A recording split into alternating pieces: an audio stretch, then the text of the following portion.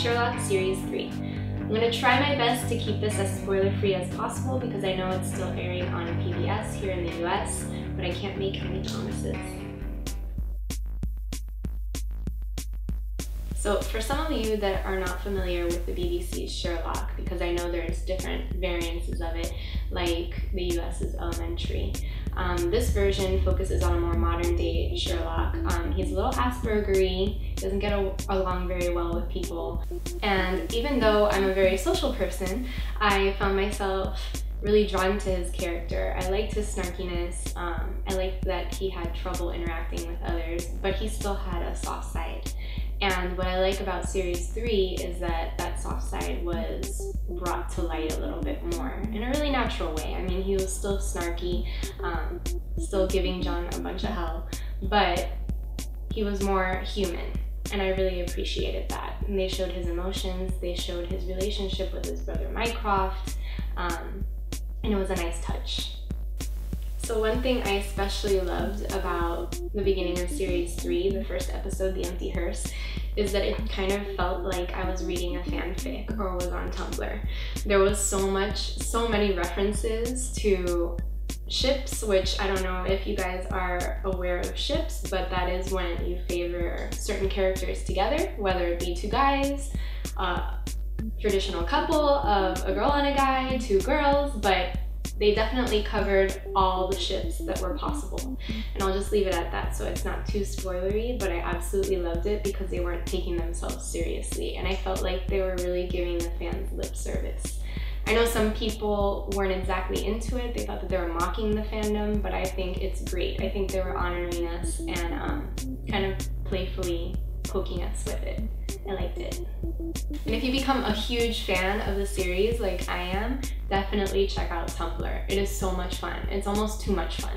Like, I've caught myself sitting in front of my computer on Tumblr looking through all the Sherlock GIFs for hours. It's kind of a problem, but it's the best problem to have. Do it. So let's talk about GIFs for a second. Apparently the right way to say it is GIFs, but really it's GIFs. I mean, graphic, GIF. That's what makes the most sense. But I guess to be with it and to be appropriate, I will say GIFs. I also liked in Series 3 that there's a lot more strong female character development. Before we had just Molly Hooper, which is Sherlock's kind of assistant in the lab. And she was a cute kind of comedic relief. Total crush on Sherlock, but I feel like in Series 3 she became more of a team player. Without being spoilery, she helps Sherlock a lot more, and she's more of a driving force, and I really liked that. There's also the introduction of Meli, who is John's wife-to-be. Not too spoilery, everyone knew that. And she's played by Martin Freeman's actual partner, which is really awesome. Their chemistry is great. I really like that she knows how to handle both John and Sherlock. She's sassy, she's strong, and I really like it because it tends to be a male-dominated show. So I like that they're introducing more strong females. I'm totally not taking anything away from Irene Adler from Series 2. She's actually my favorite character in the entire series so far. So definitely not taking anything away from her. Just glad that they're adding characters and also adding depth to current characters.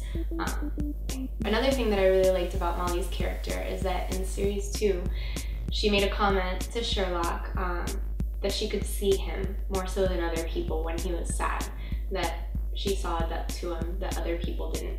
And I really like the continuity that they had in this new series, that she was able to see him when he was sad during a particular scene. And they didn't make much mention of it. It was just sort of camera angle tricks that no one else was noticing him except Molly, and she knew how he was feeling. So I really appreciated that. Good job, writers. We have a new baddie this series, Magnussen. I have to say I wasn't exactly impressed with his level of villainous. Is that a word? Villainous? Villainy? I don't know. He's not that great of a bad guy, basically. He has an epic mind palace, and that's like his big wow factor. He's creepy, for sure, but my favorite is still Moriarty, always will be. I mean, he was fun, he was creepy, he just made the show. At times I liked him more than Sherlock, so that says a lot, even though I tend to go for the bad guys anyways. But Magnussen, meh. So for those of you that don't know what a mime palace is, it's basically what Sherlock and some of the other characters use during the show to become one with their thoughts. It's kind of like rifling through your hard drive. He's able to think about clues, piece things together without the outside world getting in the way. The actor that plays Magnussen is Lars Mikkelsen. And even though I wasn't a big fan of him on Sherlock, his brother plays Hannibal. And that is the best show ever. If you're not into it, get into it now.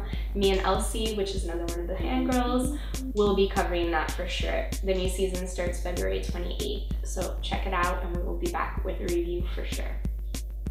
So a friend of the show over on Etsy at the Geek Factory decided to give us these awesome Sherlock magnets to give away for our first diary entry. Really awesome of them. There's 5 little magnets, all Sherlock themed, and they're up for giveaway. All you have to do is subscribe to our YouTube channel, add her Etsy shop, so it's the Geek Factory over at Etsy, and then leave a comment below saying that you did both, and I will pick a winner at random in about a week. So speaking of awesome Etsy shops, there was something that I wanted to share with you guys today. Awesome site called Bruce Loves You on Etsy, and they have the cutest fandom type posters, cards, and I loved this Sherlock themed poster. It says Home Sweet Homes with the iconic wallpaper and happy face. So cute, love it, can't wait to put it up in my house. So in summary, watch Sherlock, it's amazing, the best. Make sure you stay through the end credits of the last episode for something amazing. Subscribe to us on YouTube, follow us on Facebook, and we'll talk to you soon. Bye!